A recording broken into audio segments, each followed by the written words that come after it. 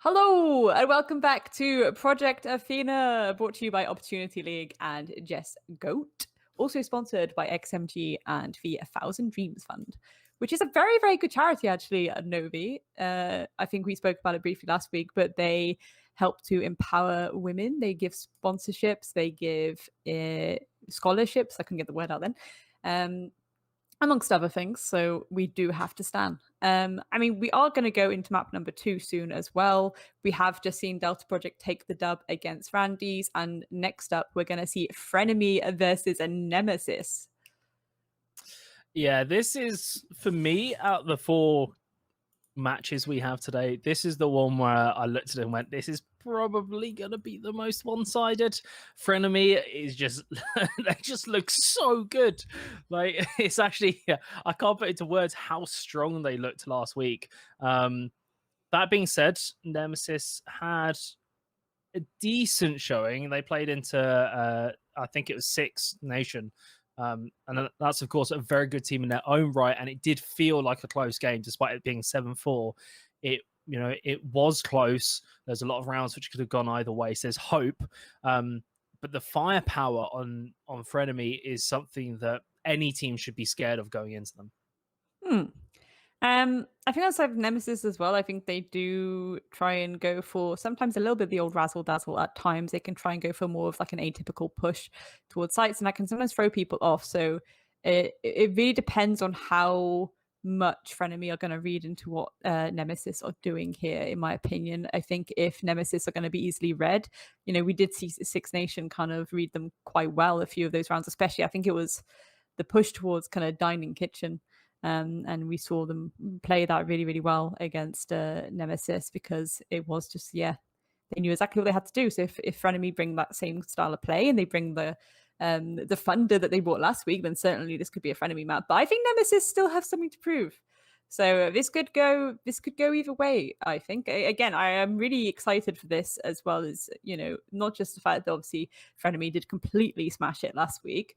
I do think this is going to be like a nice competitive matchup, and it's just really, really pleasing for me to see Mari in a team, because I know she's been looking for one for a very, very long time, and it's coming into this, winning 7-1, and then this evening, let's see how they do. And it's just a little bit of pride inside, for these players. So it should be an interesting one for sure.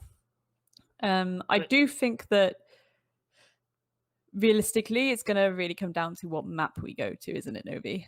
Yeah, I was going to touch on that. Let's have a look at the map picks and bans. What are we going to go to? Coastline's out, Banks out, okay. Clubhouse out, yes. Cafe, yes. Chalet, no. Okay, all right. Oregon. Okay. Sorry, hold on. I'm just going to sleep quickly. Sorry, Grace, you can carry on. Okay. Yeah. So they've chosen to go to Oregon, otherwise known as Snoregon. But fair enough.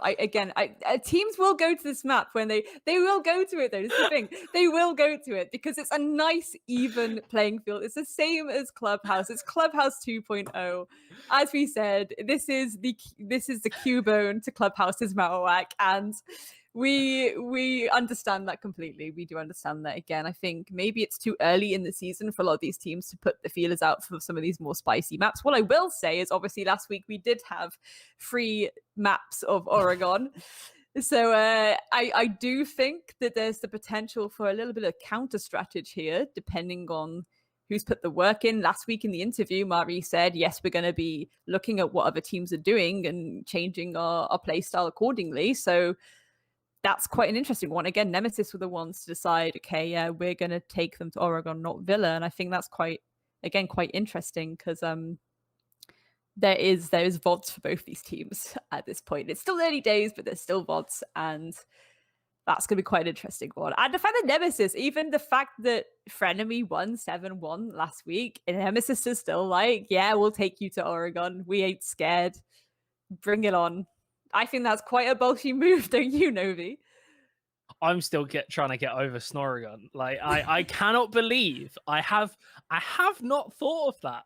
I have like 1,000 hours in this game. I've watched and casted this map so many times, and not once did I think, Snoring, snore, Oregon, Snoregon. Snoregon. I haven't thought of that. That's blown my mind. Do you know what? I don't even know if I pronounce Oregon correctly. Like, is it Oregon? Oregon? Like, Oregano. Oregano. Or that's Oregon. Because it. it's oregano. But then Americans say oregano. So do they say Oregon? Oregon? Interesting one, isn't I it? don't know. Interesting Who one, ladies knows? and gentlemen. We're getting into the conversation about linguistics. So let's bring the conversation right back down to Siege. Again, I think this is going to be an interesting one. I think that it's very bolshy of Nemesis to decide, we aren't scared of the fact that you beat a team 7-1 last week. We're going to bring that thunder to you at the same time. Both these teams would have VODs on each other from last week. So that's a little bit of a spicy meatball, to be honest. Yeah. There's a lot that they can pick up on. I think for FRENEMY, there's less that they can read, but at least for Nemesis, there's plenty they can look back at their own VOD and go, well, we did this wrong, we did this wrong, we encountered this, we didn't have an answer to it. So let's prepare for those scenarios. So even if they didn't garner much from watching FRENEMY's VOD per se, they can at least watch their own and essentially learn from their mistakes. There's a discussion, I think, on Twitter as a while ago is about how much work or whatever you should be putting in as a pro. But one of the really good points brought up by Pengu was there is a difference between practice and good practice. You can do 3 scrims a week, but they're really good scrims, and you have a VOD review and you get so much out of it. Or you can scrim every single day, but it'd be bad practice. The good scrims, you're always going to get more out of it. Joy, it's a really interesting thing you brought that up, because I was speaking to someone earlier about this idea that potentially at a T4 level, do teams need to be scrimming 6 times a week, or does that just contribute to burnout? Which is food for thought, perhaps, ladies and gentlemen. Let us know in the Twitch chat what you think. Do you reckon at T4 people could potentially scrim maybe only 4 times a week and have more time for self-care, which would therefore boost the productivity of those scrims? It's a hard one to determine, isn't it? It's a hard one, but we will get into this game very, very, very quickly.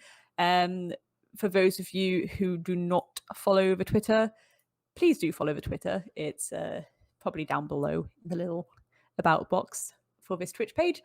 And we have got a number of votings that are going on throughout this entire tournament. I do actually believe, let me just check quickly, to be honest, because I think that some of these votings today have been a little bit spicy.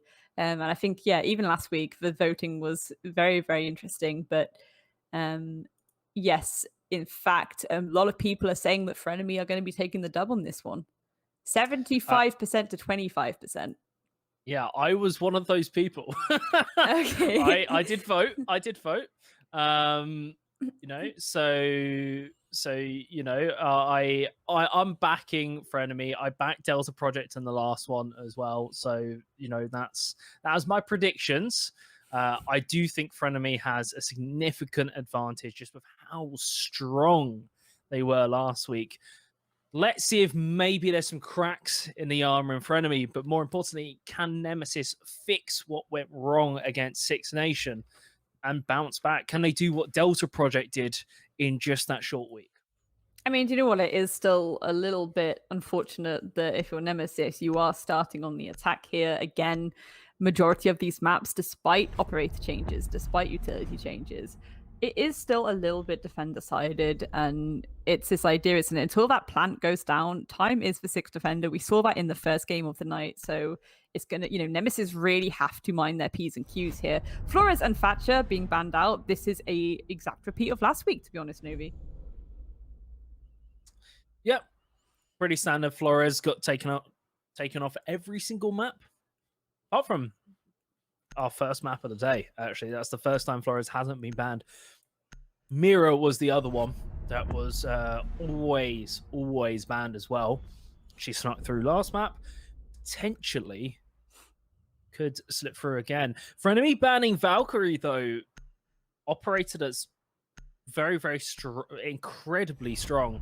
And there's the mirror ban as well. So differently from what we saw, I know it was on Clubhouse, but the Kaid is open.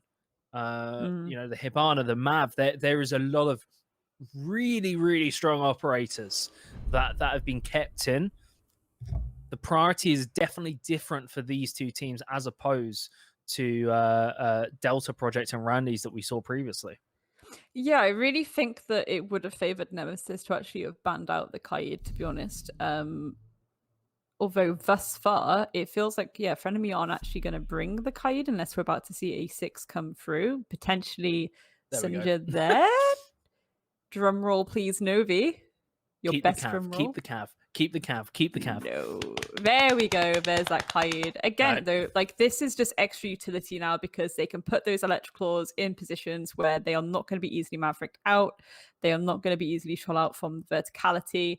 The mute jammers are going to be an extra line of defense as well and also block those drones from coming through. So there's a lot of intel shutdown for the attack, and also even for the hard breach, that's going to be extremely difficult now.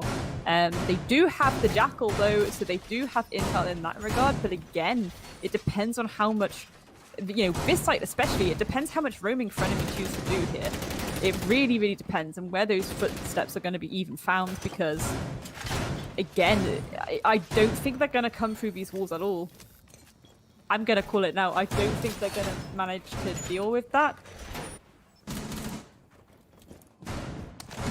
The thing that's sticking out to me, though, is often just where Sunja? That's how I pronounce it. I just pronounce it Sunja. It sounds nicer. It does sound nice. One of the... Where she was just then underneath, of course, the main wall in Master Bedroom, we often see defenders play underneath there, C4 up, and just blow the feet out under the attackers. There is 3 C4s, but who would possibly be roaming? It doesn't... Is the Goya, are you going to be roaming? Probably not. Less likely. The Kaid, very unlikely. The Mute, more likely to stay closer to the site just because the weaponry... I don't know, it feels a bit... Although they've got answers for it, maybe it's just a Mozzie or something like that would have been a little bit... gives that a little more flexibility. But never mind, Foxtail, of course, was just incredible last week with the P10 Roni on a Rooney and is repeating that performance this week. Yeah, and this is the awkward part here as well, because again, there's that really nice attic, hole of death, essentially, is what I will refer to it as. We are going to see this attic wall get torched open by Toxic Barbie here. This is the thing as well, okay? This is the best way to deal with that, to be honest. They're going to throw a little smoke in just to make sure there's no ADSs or magnets, and that grenade utility is going to clear anything on the sides. So now the Thermite can get that wall nice and open. It's really weird. I haven't seen a Maverick and a Thermite pushed together in a very long time. It's feeling a little bit like a blast from the past, to be honest, but especially on this wall, especially on this wall. But I think, realistically, they knew, are we going to be able to get through bedroom? Probably not. We're going to have to go for a one-dimensional push now from Big Tower, which is what they're going to do. And again, realistically here, Toxic Barbie and Expolitan, they really need to win their ones. They need to be landing their shots. It's where the players in Trophy are going to apply some pressure as well. Oh, Deb. Got spotted out by a flank drone. So is known with a minute remaining. She can now rotate round, sort of snuggle back into the warm embrace of the shadows. Nemesis isn't going to have any idea if it's actually Natty which picks up that one. So there we go. The Ash runs around the corner. Now Deb is going to regress back up big stairs, but might have left it a little too late. Sunja picks up another one. Exits Politan. Toxic Barbie as well finds the flank, and now it's a 1-on-3. It's just Marie, last person left.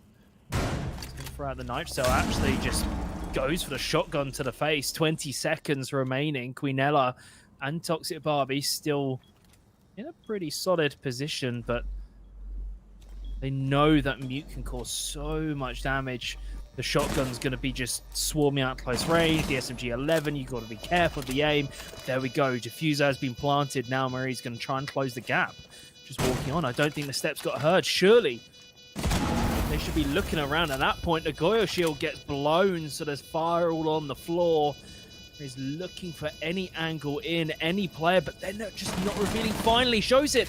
Toxic Barbie is just looking the other way. 20 seconds. We're left in a 1 versus 1. Queenella's just looking around, trying to see where Marie's going to come from. I think the gun barrel just came around the corner, and there we go. The Mute wins the clutch. Marie with a triple kill, and in the last split second, clutches that round out of absolutely nowhere. I will say that was a very nice collapse from the side of Nemesis. I think that considering the utility that they were coming up against and the fact that they had to really go for that kind of one-dimensional push almost, it was very, very difficult for them from the get-go. And the fact that they still managed to get plant down was very, very amazing. And I think hats off to them for it. At the same time, Marie coming through with the 3K clutch, post-plant clutch. We love to see it.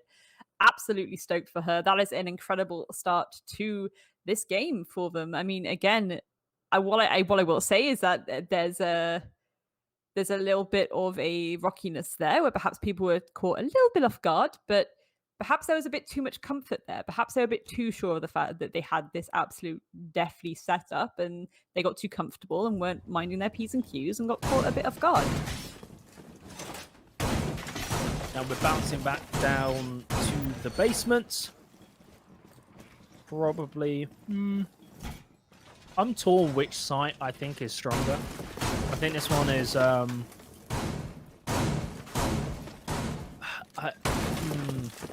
don't know. I think Kid's bedroom is, and the dorms and the bedroom. I don't know. I think this one is slightly, I want to say, easier, but it's not by much. I think it can easily go wrong. There's a lot of points of failure in the attacks. Like, for instance, if you don't get control of Elbow, like what are you gonna do? Like, you just can't really do anything about that. You have to try and clear out the smoke. You have to get control of that area. If there's someone on pillars, it's going to cause issues. You go for a freezer take. There's big sort of objectives that you need to clear, that you must tick off your list. If you don't, it's just, you know, at least with Master Bedroom, you can kind of just swing in and take the Angels. There's a lot more setup that defenders can rely on if they're causing issues for the attackers. And that might just help FRENEMY out. Like you said, they got maybe a little bit complacent with their setup. This time, very spread out. They're on different floors. They've got quite a wide reach. The Jaeger's been pinged, so that's Deb going to be running off once again. She got caught out last time. Almost had the flank, but Nadi's already getting meeting control. Yeah, absolutely. And again, I mean, I think there was very little roam presence to really worry about too much. Again, it is mostly only Deb, so I don't think Nemesis are in too much danger right now. They have stuck a claymore at the top of laundry stairs as well, which is quite interesting. Well, I'm sorry, I'm calling it the old name here. Ooh. Doesn't quite do anything there. Toxic Barbie's still going to get this blowtorch underway to get that hatch nice and open. Looks like they are going to go for a little bit of a laundry push this time with a little bit of pressure on Freezer as well. Foxtail is going to take down Queenella as the opening pick of this round, though. She has made her way up to the top floor. And of course, being the Aruni, could just punch some walls to make her rotate, slip back round. It's going to be a real pain again. So first blood going the way of Foxtail once more. 100% opening kill. Now, what does Nemesis do? So, they've got the freezer. Really contested. The smoke hasn't rotated round. Maybe we're going to see Sunja rotate all that utility off, but Foxtail potentially coming for the flank. It's whether anybody actually heard bits of utility getting blown. I don't think there is anyone around there. They're just all banking on the... Oh no, that's huge right by Rice Ball Chef. Yeah, 100%, because I was going to say Foxtail was in a really good position there, that if they go for this execute, it was very, very strong and could actually take them off guard, but no. Rice Ball Chen actually coming through and taking her down before she did any damage. Marie's going to take down Nadi, but is immediately traded by Rice Ball Chen again. Deb on the flank here, though, potentially going to take her off guard as well, but no. So I'm just going to fall to Rice Ball Chen. It's all left down to Deb now, taking down Toxic Barbie, a 1v2.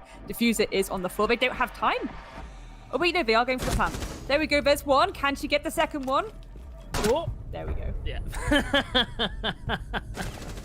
Ooh, yeah, no. Do you know what? It makes me laugh so much when players know that the other player has to stick it, so they can just pull out their secondary and just take all the time in the world and just be so open. Any other situation, you would not do that. Oh, Frenemy. Cutting it close, but again, clutch situation, pretty much. Deb. Coming in very, very clutch. And now Frenemy move 2-0 up, and now they're going for that tertiary site. But Grace. Don't. It's not Don't. It's not kitchen meeting, it's kitchen dining hall. I'll be having words, let me tell you. I'll be having words. Do you know what? Like, it's like people do it to torture me sometimes. It's like they think, you know what? At this point, I don't know how much the players listen to the cast when they listen to stuff back, but can you all stop hurting me, please, and stop going to kitchen dining? Please. Please.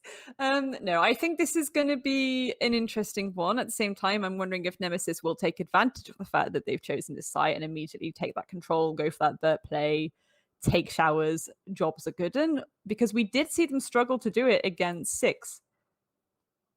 Yeah. That's true. Yeah. So again, would they have learned from their mistakes of last week? Would they have gone back to the board and be like, oh, actually, yeah, when we are attacking kitchen dining, it really is as easy as 1, 2, 3, A, B, C? Or will they be like, let's just do what we did last time and hope for the best? It's a tricky one, a very, very tricky one. They do have a ton of utility to go for that execute as well. Look, you got the Maverick with the nades, you got Natty on the Ash, Queenella with the stuns. You've got the Nomad as well. To be fair, you can apply extra pressure using the Nomad as well if you want to, especially when it comes to getting that main dining hall open and preventing any kind of aggressive push from kitchen, maybe. Much to think about, Nobi, much to think about. And I want to see how Frenemy sort of deal with this. Foxtail's been really good on the roam, but every round's only been good for 1. Then again, always gets that opening kill. So it's a trade-off. If I had someone on my team who's only going to get 1 kill every single round, but they always get the opening kill, I'm taking that trade all day. That is 100% worth. Already, the short tag control not even been contested, so this is easy peasy. You said A, B, C, 1, 2, 3.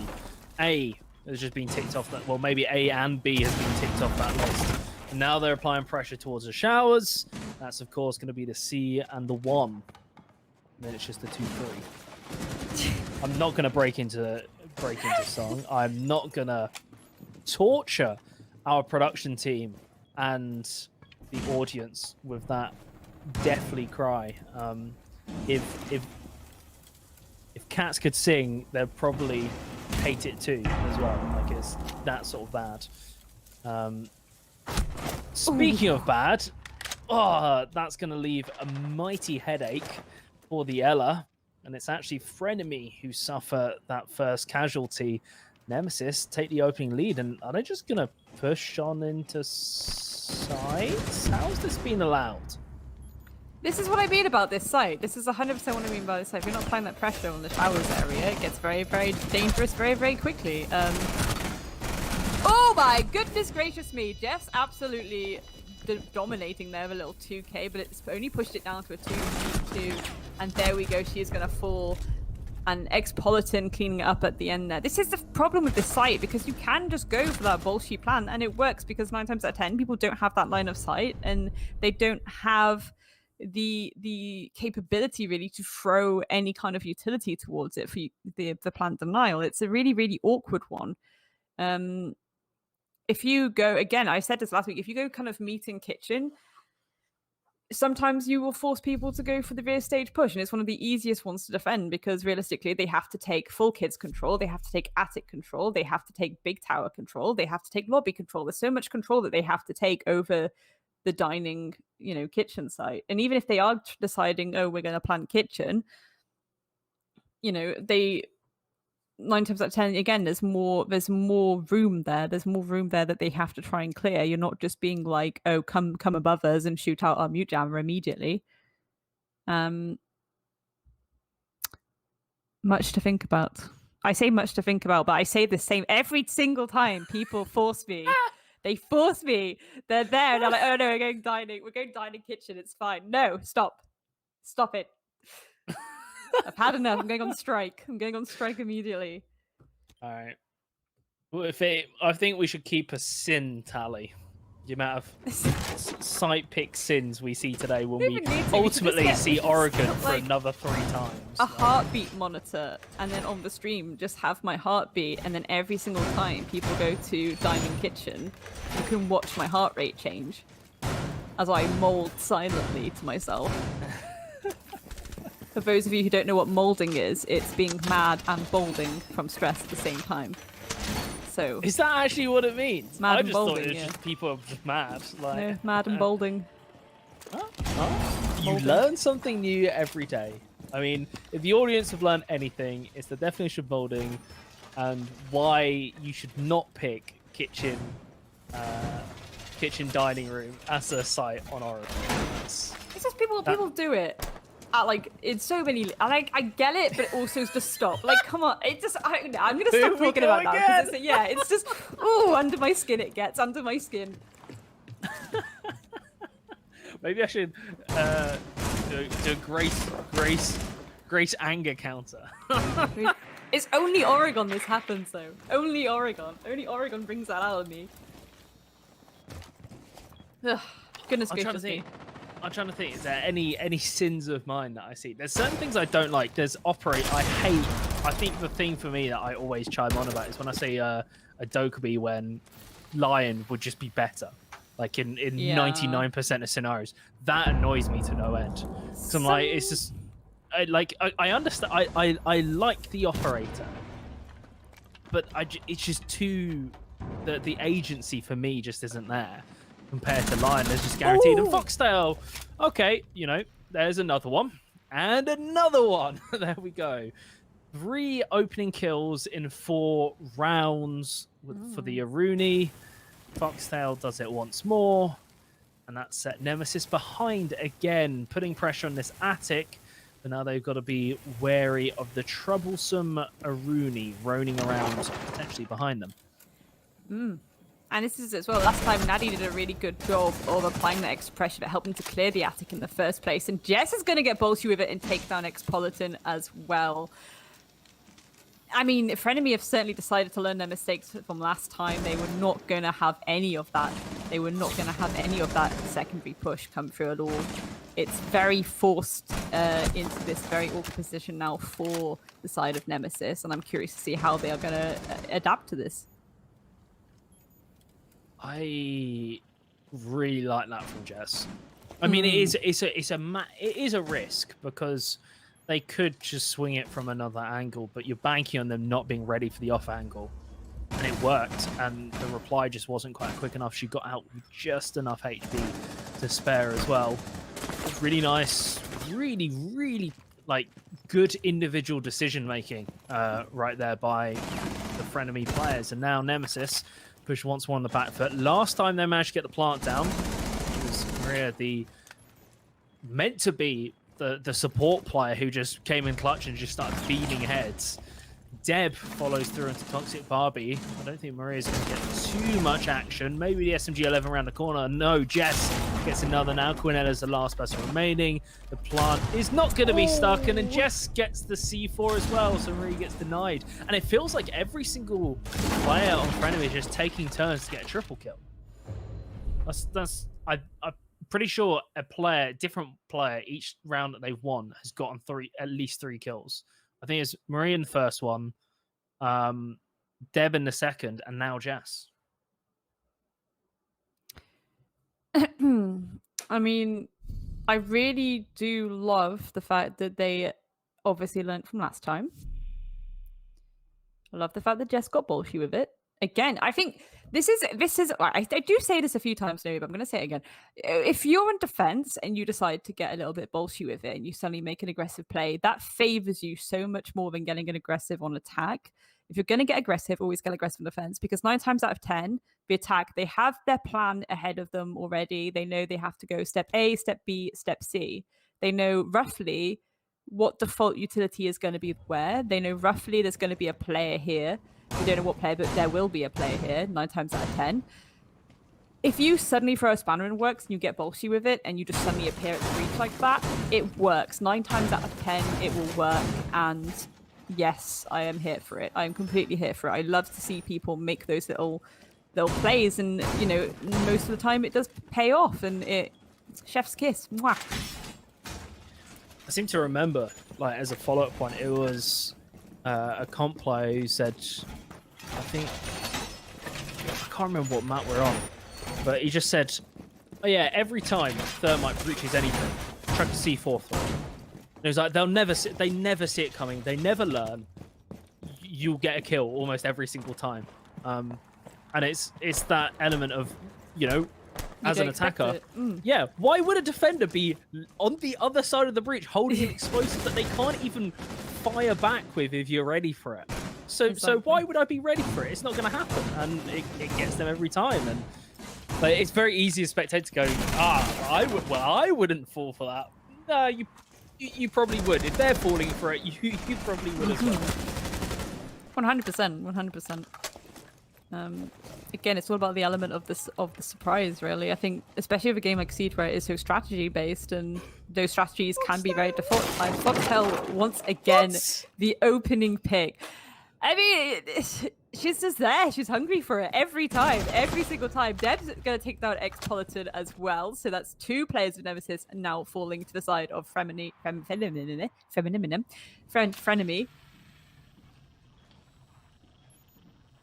I think it's again, it's interesting because these angles, these setups, it's aggressive setups. FRENEMY are really not messing around. They are kind of like, yeah, we are going to get bullshit with it. We are going to bring those gunfights.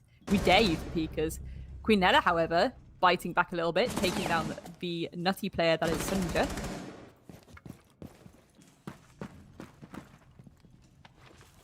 I think that's also the skill here that's been displayed by Deb, by Jess, and by Foxtel is it's always good to go aggressive on defense, but also to be adaptable and change what you're doing. You don't, if you go aggressive every single round, they will eventually catch on. So you switch what you're doing. You change your game plan as you go, and you can tell that with the way Deb's been playing. Suddenly she was going for these huge flanks.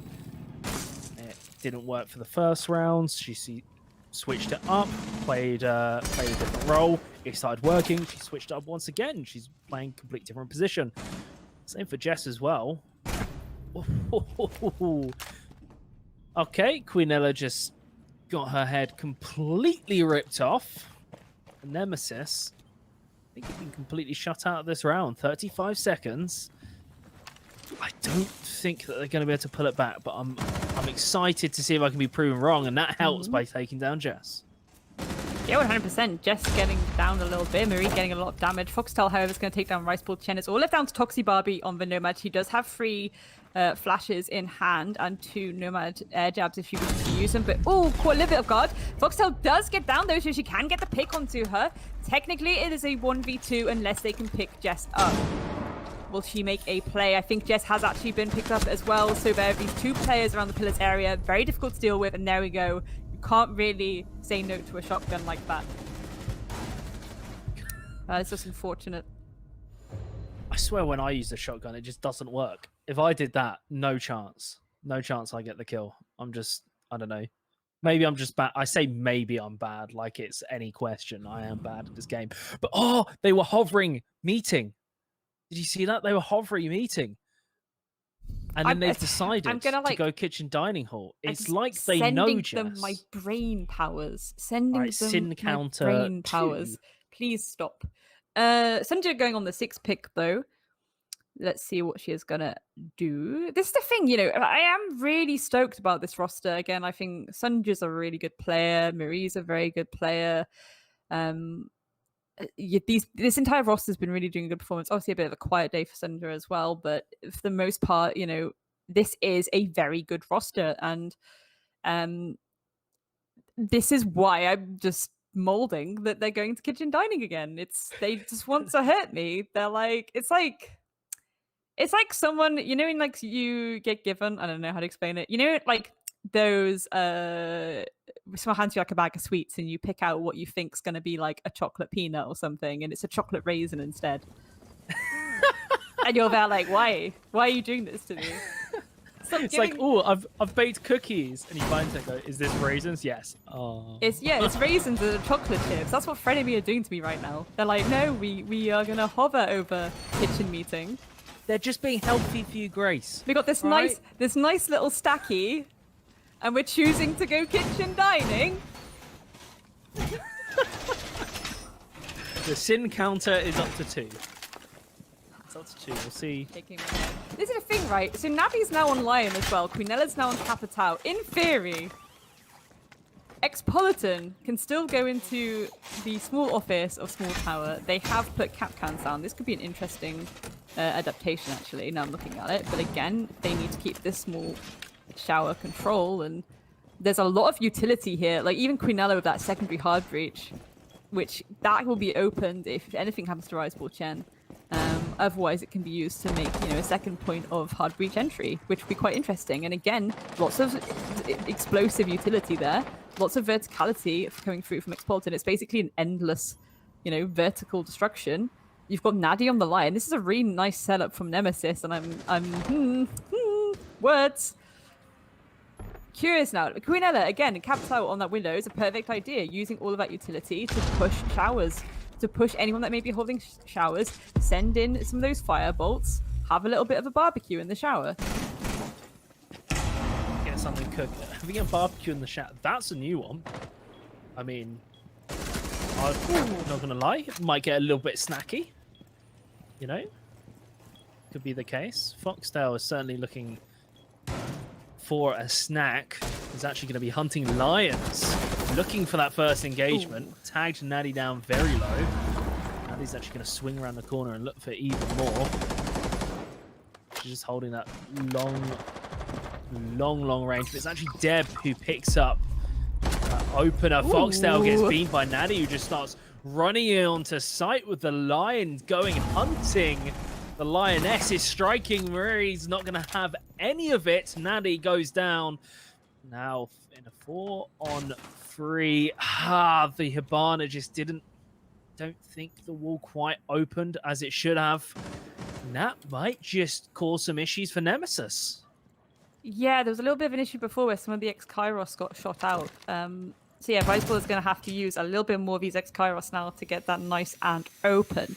But Toxic Barbie holding this really nice long angle as well. Just taking a significant chunk of damage as well, pushing her off shower. This is what I mean. That plan can be stuck now. They've got Shower's control because they've used their utility against them. But the Echo Drone coming through. We saw this happen last week. Echo Drones coming through, really preventing those players. And wow, these shots are coming through from Marie.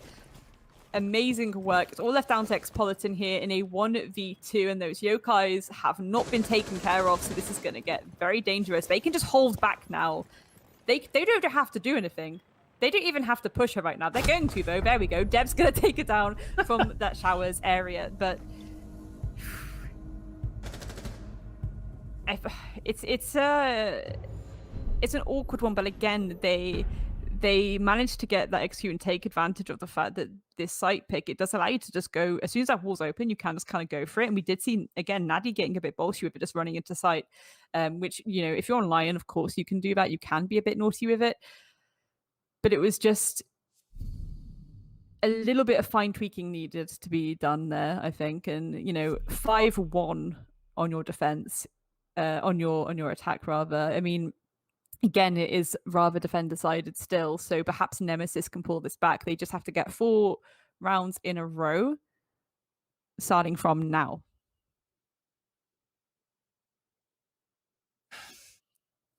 We're not even going to get to the... I don't know. I'm doubtful. I don't think we're even going to get to the point where we might even see what Nemesis wants to pick as their tertiary site. We can up the sin counter a little bit more. I'm curious to see if Foxtail can carry on the opening kill and it translates through to attack. Currently 4 for 6.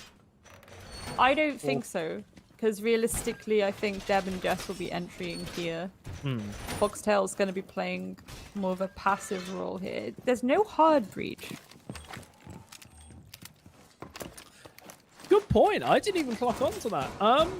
Maybe is this just like a white stairs big window? Just I don't know. Swing on in. That might be a bit of a kerfuffle mistake, or maybe they're trying something different because they have so many rounds in their pocket, but it's a little bit risky biscuits. Why the sledge and the buck? I think they think it's kitchen. Oh. They're in for a rude awakening. It's not kitchen. Just wasting time. At least they can tick that off their list pretty darn quickly, Jess. Be careful.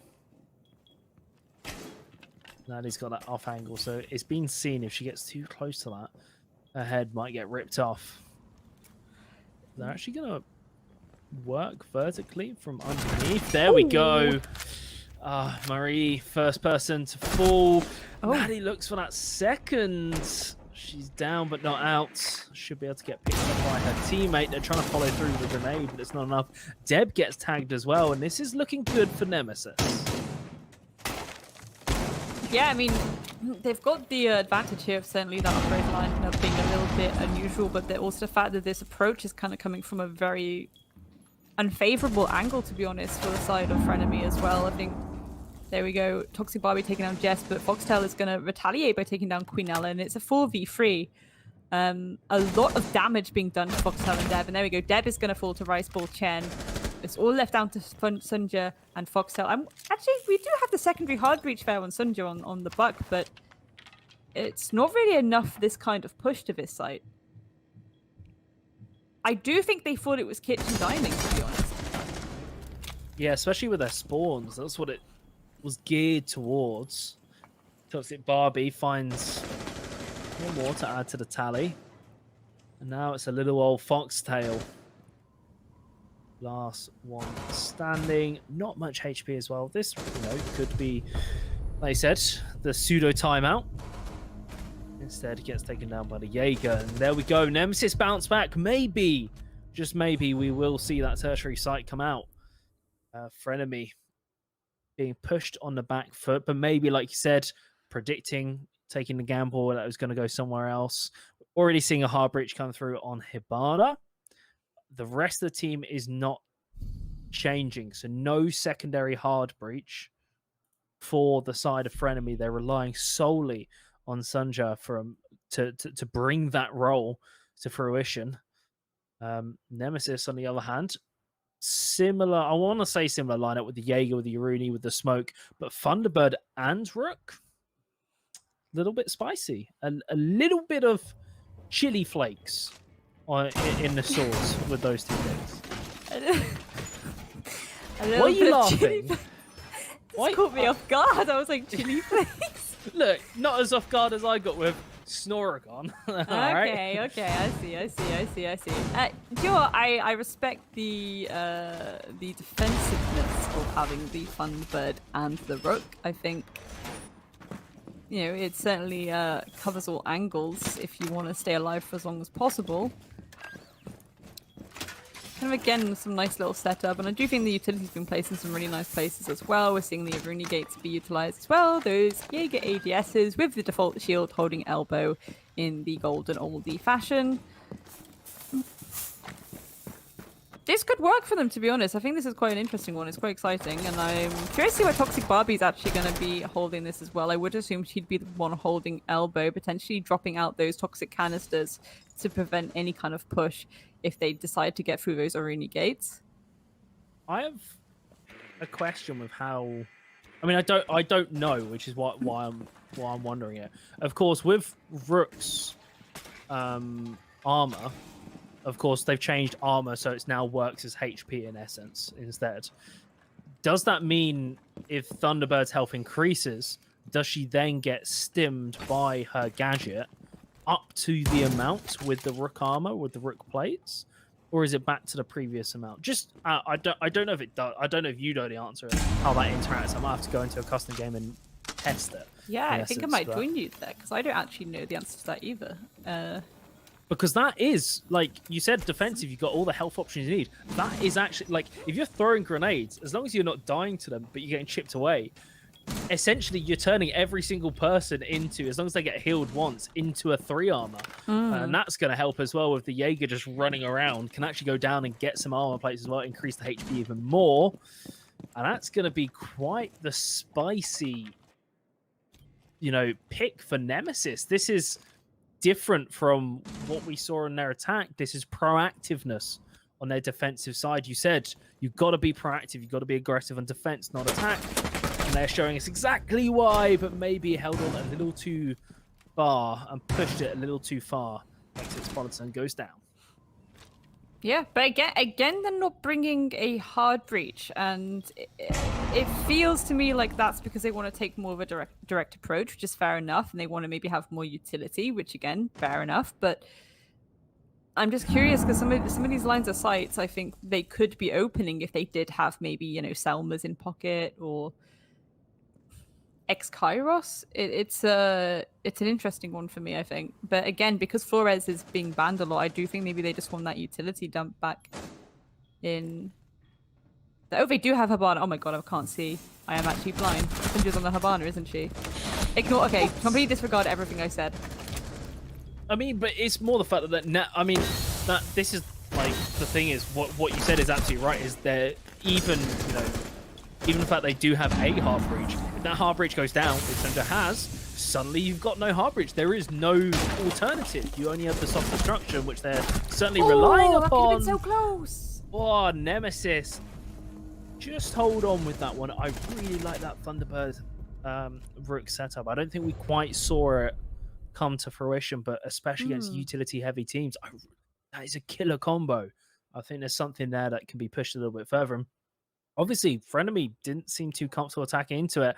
Oh, but here we go. The Sin counter goes up one more. We're going to kitchen dining. I'm not even going to say anything. I'm not angry. I'm just disappointed. They're bringing the Ayana this time, which I prefer this. This feels a bit more classical at this point, and I think this is what FRENEMY need to do if they want to, you know, finish us off now. Obviously, you've got those nades on the Ayana, so you can help the hard breach out where you want to. You can also help clear utility if you need it. You've got that endless drone utility for the intel, but also if you do need to clear anything like, you know, Rooney gates, things like that. Thankfully, there are no Rooney gates this time. Love the fact that Nadi's been bringing the alibi as well, though, I will say. We have seen a lot of alibi this season thus far. It is only Playday 2, but I do like the fact that teams are starting to dabble a little bit in the old alibi. Just to touch on that Iana as well, of course, I feel like she's... You know how Ash and Zofia were like always, well, why would you bring anyone else? You should just bring these two operators in a lineup. Iana feels like one of the remaining of that bunch of... She brings so much in the way of utility, has the frag grenades, the Gon 6 as well. So that's more destruction, plus a really, like, both guns are very, very usable. She's a 3-speed. I think she's a 3-speed. She runs pretty damn fast anyway. No, she's a 2-speed. But still, she's still quick. She's not slow. She brings so much to the team. It makes no sense to me why you would ever not really run her. I'm trying to think of a scenario where you wouldn't. But yeah, good Fox. That it's a smart decision. I think it's purely better than the Jackal in this situation. Yeah, 100%. And again, we saw this a lot in nationals, to be honest. Players who would typically go kind of Ash, Zofia. We saw changes to the Ayana, or even times where people were just ignoring the Ash and Zofia altogether and just going straight up Ayana. And then the rest was kind of support utility and things like that. Very, very interesting times indeed for the world of Rainbow Six Siege. Slightly, again, feel... Oh, I understand why they're trying to get that pressure on the upstairs, but they could have cleared small tower by now, and also the fact that there was late utility placements. If they immediately went to small tower, they could have got themselves a free kill here. Exodus Politan, first blood again. taking Foxtail's role, but this time a lot quicker reply. This time onto Rice Ball Shen. So Legion going down, actually probably out of all the operators, probably the one you'd probably want to go down. I don't know. You can still provide more support with the Goon Mines as they regen through, so maybe him going down so early is a little bit disappointing. But now we're seeing a push from behind. Foxtail is in the kitchen. Yana's looking for something. He's going to cook up a storm. Quinella is the first casualty. Exopolitan just not quite quick enough on the draw, and FRENEMY easily take control of this round. Plant the diffuser. Toxic Barbie's not in a position to recover this. Has to kind of just run on in and take the gunfights. That's the first to fall. Going to try and pad the stats. Can't quite find the shot. Looking for the second, but there's another one past that to find. Trying to flick through the chapters. Won't get far enough in the book to see the end. And that is FRENEMY taking map point on Oregon. And Nemesis look good, but on that tertiary site, on the sinful site, kitchen and dining, they lose. The sinful site indeed. I will say that, again, I really would have liked to have seen FRENEMY take advantage of the fact that they'd gone to this site, but again, I understand getting that pressure upstairs, clearing that first, making sure there wasn't anyone playing that hatch area. But I would have liked to see that second dimension coming from the small tower, just because it is so easy to take. It's so easy. It's like child's play to take this this part of the map, really, because 9 times out of 10, as I say, the teams do just hand it over for free. There's no one playing in the office area because it's so easily droned out. Very interesting indeed. And yes, as we say, match point Nemesis really have to mind their P's and Q's here. Again, like the fact, though, that we're seeing a bit more of a standard lineup from the side of FRENEMY, and this time they're going to be approaching the side with Hard Breach in pocket. So that's going to certainly benefit them. This time, hopefully, they won't be attacking as unusual. I'd like to see them do a bit more of a standard push here. I'd like to see them, you know, get rid of that utility on the game's wall from below. Maybe, you know, a bit of verticality or even some of the Ayana usage in the kind of attic area. Do a 2-dimensional push. Oldie but a goldie.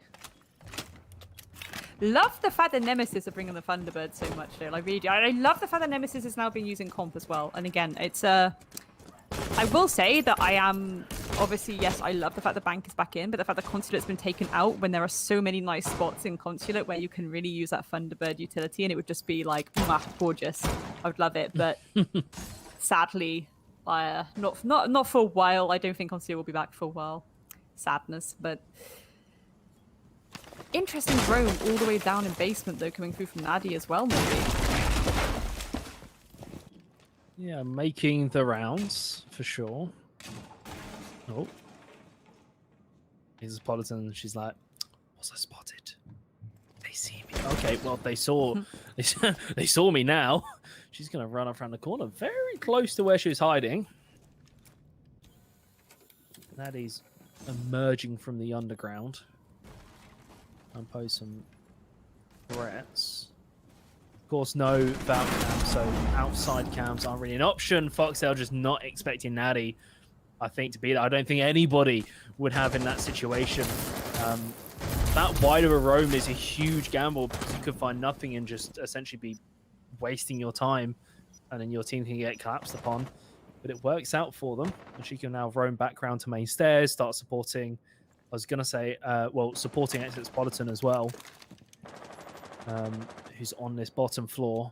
But a Melusi going down for Toxic Barbie, not ideal. Deb suffering, or causing suffering. Sundra as well. This is quick play by FRENEMY, just straight outgunning Nemesis left, right, and center. And before you know it, FRENEMY is 2 kills away from taking this game. But Nadi's trying her hardest to try and hold on.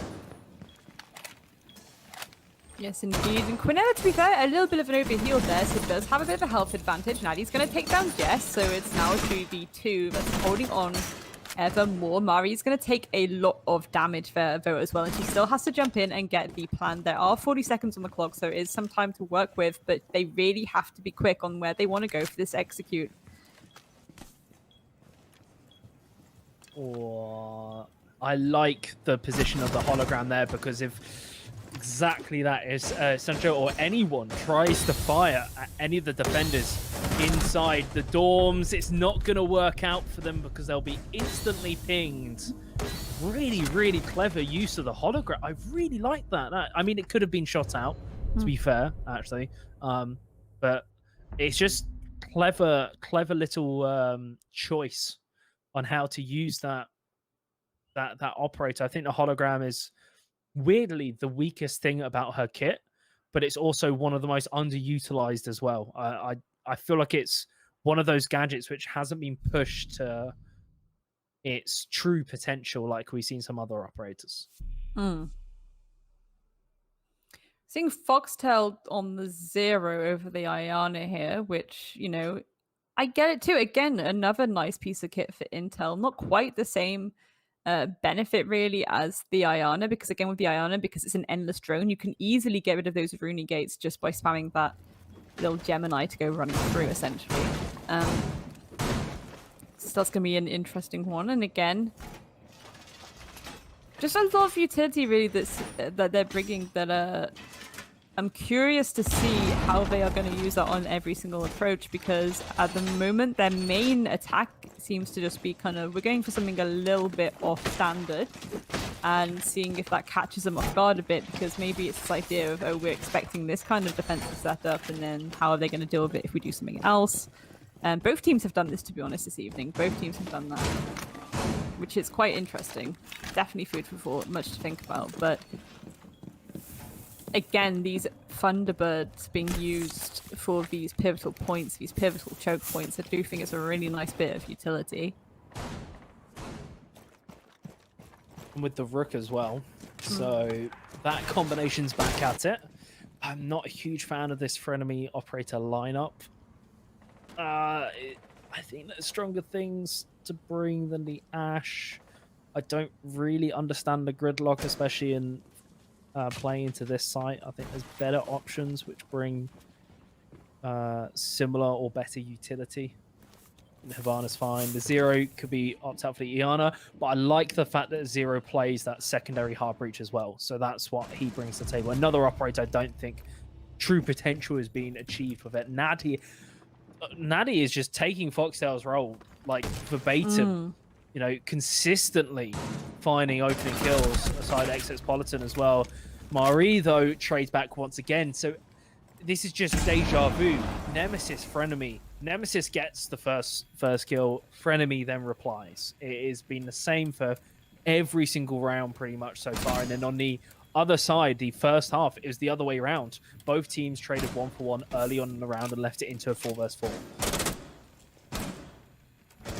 Absolutely, we're going to see a little bit of a showdown in the freezer now, but Nadi's actually going to pull back a little bit. I think she's going to get to a more safe position and not take her chances here, because yeah, they have to make their way across that freezer way, and it's going to be very awkward because you do have to get to cover, and they've got that really horrible death trap of a line of sight to their advantage there.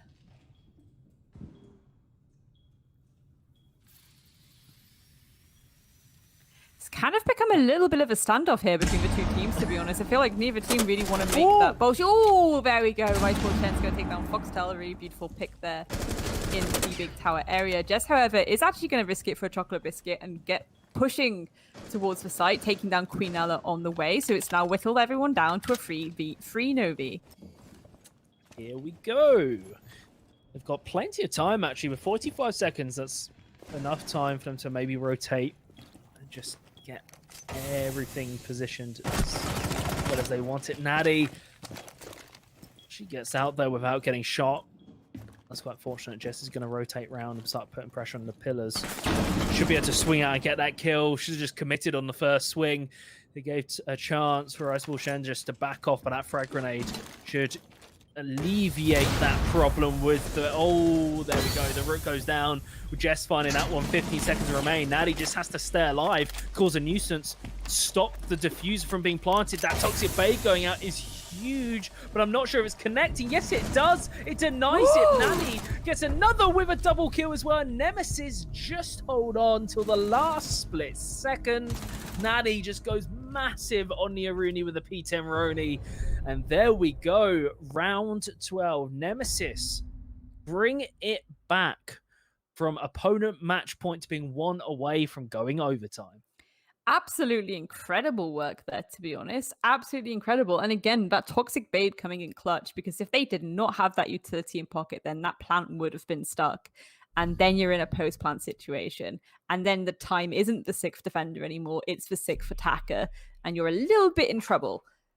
Very, very well played by Nemesis. Again, considering we got to match point and it was 6-3, and they've now pulled this to nearly potentially going to overtime. If they win this next round, they can pull it to overtime, and that's when things are going to start really, really heating up.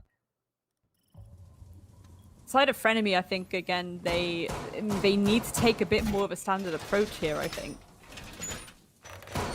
But another sin is being committed.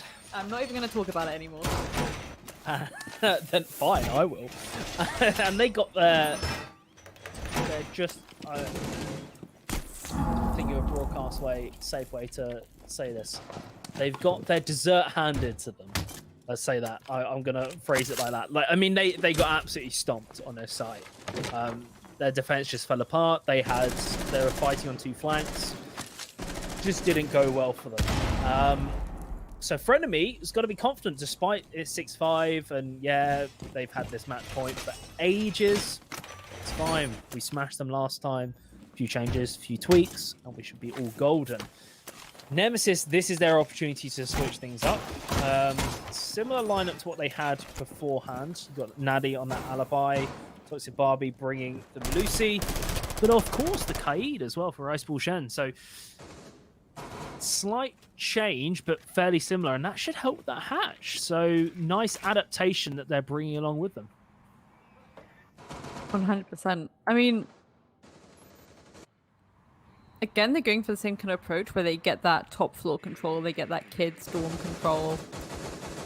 They try and go for the verticality. Nadi, however, starting this off by taking the pick onto Sunjum. So that's that hard breach already gone, Novi. But they've got a secondary hard breach. This is why they picked the 0 over the Iana. Just to fulfill that role. It's not ideal by any means. It is not the optimal operator in this situation. FRENEMY's not down for the count yet. The issue is with their position. Oh, no. Okay, never mind. That's all the hard breach gone. It doesn't even matter at this point. They're not getting any walls open. They've just got to go for a direct approach. Nadi needs to get out of there. Can't quite do it. Deb will follow through on that kill. But with half the round gone and time ticking, this is not looking too good for FRENEMY. We potentially might be seeing the first overtime of the entire league. But Deb, fantastic headshot to Iceball Chen. That's the Kaid down. It's not going to cause too many issues. But now in a 3 versus 3, suddenly, despite the check mark, the objectives not being checked off the list for the attackers, they've still managed to keep it a level field that they can fight. Expolitan taking down Marivo. So again, the side of FRENEMY getting whittled down ever more. It's not looking great for them right now. They do have a lot of, well, no, they don't actually have a lot of, they have 1 grenade in pocket, no destructibility left bar Sledge's hammer, of course, but they're gonna have to go for a direct approach here, and they're gonna have to win their ones. Again, realistically, if you're in a position like this, you just have to try and isolate the players that are on the defense. I think that's what they are about to do. No, Deb's gonna take a lot of damage. That plant is gonna get stuck though, but they do fall at the same time. We're down to Deb, and there we are. Queenella's going to take her down and go for the defuse. This is going to overtime, Novi. Who would have thought it? I mean, I was going to highlight when it was 6-5, I was going to go, this is the longest map we've had the entire tournament so far. Out of 6 games played, including this one, so far this is the longest one. And now it's gone to overtime, so we're getting the first OT as well.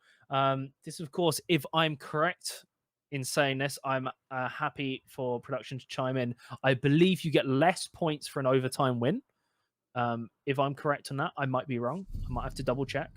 Yes, so you get less points for an overtime win, but also the losing team gets all important points. And I mean, they employed this series in the UK and Ireland National League. We saw that play out and how Mm, much those overtime wins and losses did mm. shake things up, especially around the middle of the table. So for Nemesis, this is fantastic. They get points. It's on the table. And for Frenemy, you've got to be angry right now. You're on that point for since when? Since it was 6-3, 6-2? Like 3 rounds in a row? Should have closed it out. And then you see Delta Point earlier on, probably one of your closest rivals in firepower in the league, waltzing away with a nice 7-3 victory. It's not looking good for Frenemy. This is their chance, but they have to reset their mental and come through an overtime, or potentially Nemesis is time to get a bit of an upset.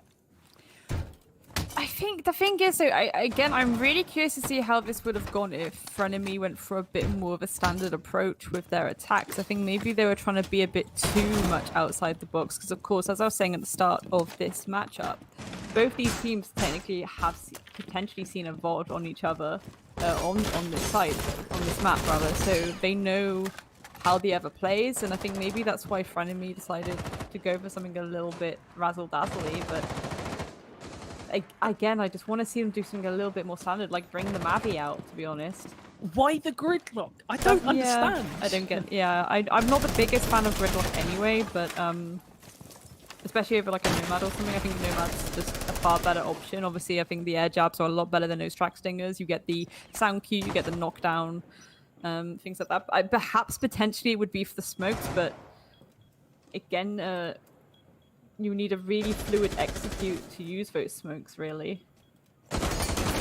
Oh, that is a dirty angle by Queenella. Not able to get the kill, but tags Foxtail very, very low. Stray bit of utility, maybe even an impact.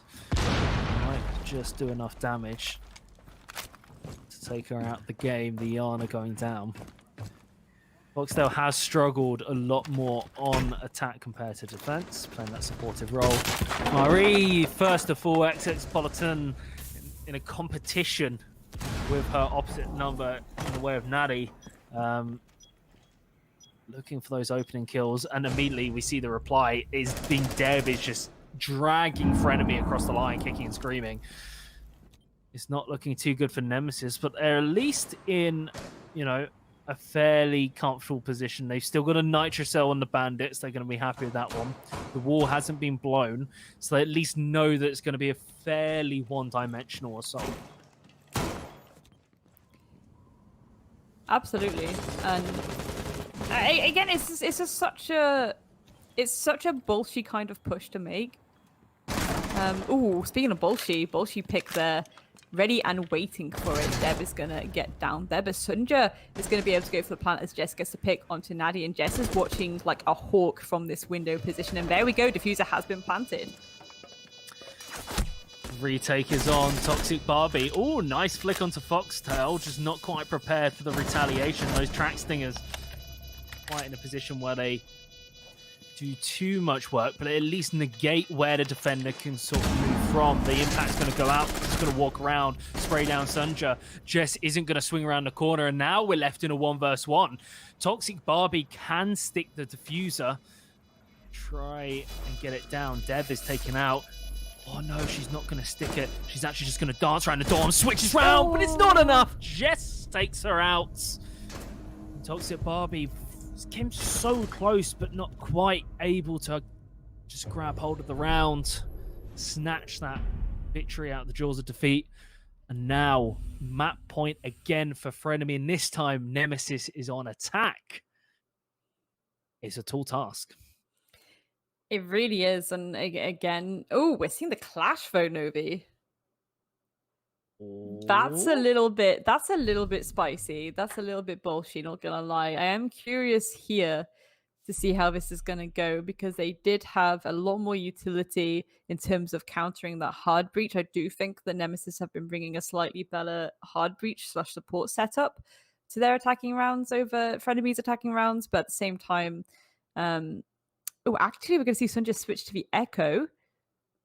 which we've seen how much that can cause an upset in the past thus far in the league as well. So this could be quite an interesting one, to be honest. I really want to know how this is going to go. Again, realistically, if you are Senjavet on the Echo, you just have to try and bait it last minute and just try and make sure that they don't get the pick onto you, so you can use those yokai drones and just wait for the opportune moment to strike. Ooh, Nemesis. I mean, look, okay, I voted for Frenemy on the Twitter poll. I did, but part of me likes the storyline of Nemesis coming back from the brink, pushing it to overtime, and even when their opponent is on map point, still coming through and pushing it even further. Part of me wants at least to go the full distance, get the full 15 rounds. It's going to be incredibly difficult, but I sort of criticize Frenemy's operator lineup on attack. I love this lineup for Nemesis. I think every single operator brings so much value. You've got the Nomad, which of course has the area denial, plus the flashes, plus a decent gun. The Hibana, fantastic weapon. Flashes, hard breach, got secondary hard breach, or main, depending how you view it. And the Mav with the frag grenades, Sledge with the frag grenades. I think the only thing you could potentially trade out is I would trade the Ash out for the Iana. Potentially, I could see that being a swap being made. But otherwise, I think it's a really solid lineup. Now it really comes down to how do they choose to approach it. That being said, Frenemy's defensive lineup proves quite a few problems. The yokai drones, if they're not spotted out, we've seen them already deny a plant or multiple plants. And Natty going down so early. Foxtail's back on those opening kills. And that's going to prove worrisome for Nemesis. For sure, but again, these 6 Kairos are nicely plonked on that wall, and it's going to get nice and open, so that breach has been opened. This utility can come through from Expolitan too to potentially clear Mario, or at least keep her on her toes for a little bit. Nice little extra pressure coming through on that window area now, and yeah, Marie being forced now to take a little bit of a backseat, moving to the White Stairs area. Riceball Chen can start making her push into wards for game site, I would assume, unless they decide to try and clear a bit more of trophy first. Just about to hit 1 minute. And Nemesis are just waiting for a Frenemy player to step slightly out of line. They can punish the mistake, but Frenemy, being disciplined, being the team that they are, aren't going to give them an inch, which of course means Nemesis have to get a little bit proactive. Journeying late into the round is a good decision. That Melusi is underneath, though, with the Nitrocell. Could cause problems. You've got the Sledge on the big window, so you got the cross, but look at that crossfire set up by Frenemy. It is absolutely stunning. That triangle pattern. You got the Goya, you got the Echo, but it doesn't even matter. Jess is just going to get a double, and that's pretty much all she wrote.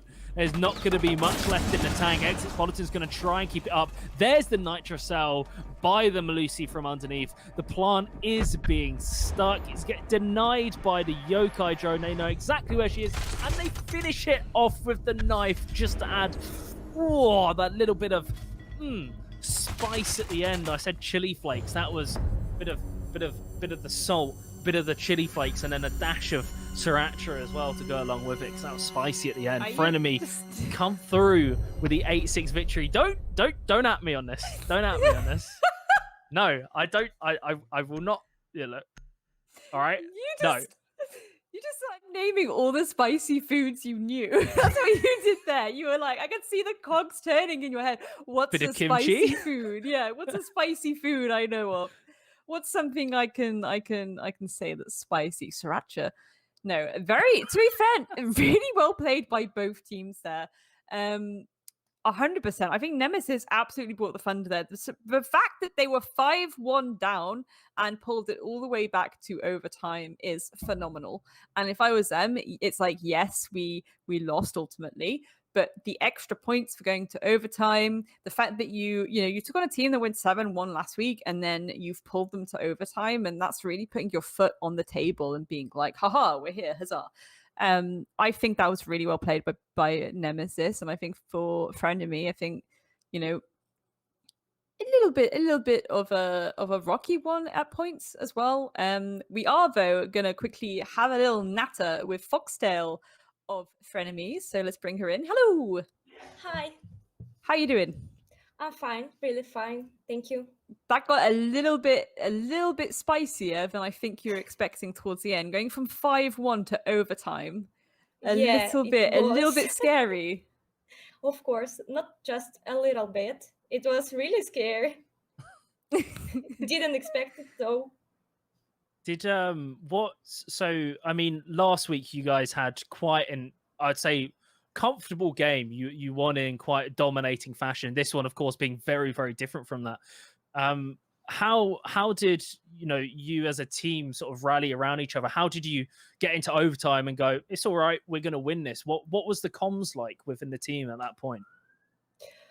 Well, I would say at first we were like really, really confident because it was 5-1 and we were like, fine, just 2 more rounds. But it was like not 2 more rounds like we expected, a bit more difficult, but still we didn't lose our confidence and we were sure that we're gonna win this game, so it happened. Cool. And it's an interesting one as well, because I think obviously, I don't know if you've seen this, I don't know if you know this, but a majority of the audience and fans voted for you guys to win. They really were confident in the fact that you guys would win, and I guess I'm just wondering, did you think that you'd get the win but in overtime, or did you think again that it would be another 7-1 for you guys? First of all, thanks to everyone who voted for us. Like, we were really happy, and yeah, thank you for all the support. And in the beginning of the game, we actually thought that it's gonna be something like 7-1, 7-2, 7-3 maximum. We didn't expect it to be with overtimes, but like, we hope that next time we can show you guys a better game. And Like, I it's gonna mean, be better. I'm sure it will be. I mean, you've already shown us what you all can do, and I think a challenge like this is a good thing to kind of like learn from. I mean, it was touched on in our last interview actually, from Delta Project, that they were saying that this time everybody has that there is good teams everywhere. There's no easy roads to victory. Is there any other teams that not necessarily you think, oh, they might be a bit of a challenge? Is there any teams that you want to have a great performance against, you want to challenge and you want to try and take them down? Not sure. I can say that it's gonna be great to win over all the teams, but not really sure if it's gonna happen. But we will try our best. But right now, I can't say like what team I want to win over the most. And I'm also just as a quick note, we noticed it on your defensive half at the beginning, as you're getting up to the 5-1, you had a majority of the opening kills. Really? I don't know if Really you were notice? aware of that, but you had constantly, you were the one getting the opening kills. You were the one appearing every single time and getting that first opening pick every single time. So hats off to you for that one. This is a nice little stat for you to take home with you. I think it was 4 out of 6 defensive rounds you got the opening kill every single time. It was really, I kept going, she's done it again. Like, it just keeps happening. And then in overtime, you did it once more as well. So I was like, okay, this is just, it's whatever you have for breakfast, it is worked. Like you a monstrous performance. It was fantastic. Thank you. And thank you for coming on. Just if there's any kind of closing words you want to give to your fans right now. Of course, like, big thanks to everyone who supported us. Big thanks to the admins of this league.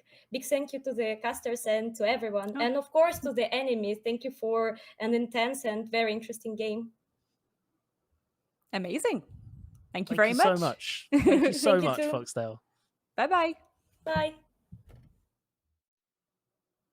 Oh, wasn't she sweet? It was I lovely. think that again, I think with that, I think Frenemy, I think they are gonna go back and they're gonna have a few like words and be like, okay, this is what we did right, this is what we did wrong. But I also think again with Nemesis, I think it's a tricky one because I think Nemesis played that so well. I really do. But yeah, obviously only one winner. And I'm glad that technically both teams are coming away from that with a load of points. And again, I think that's good for Nemesis going forward that they've got some points in their pocket now, especially in terms of that whole leaderboard thing, as you were saying. With Frenemy again, I'm going to be keeping my eye on it. Well, maybe we'll get more Oregon from them next week.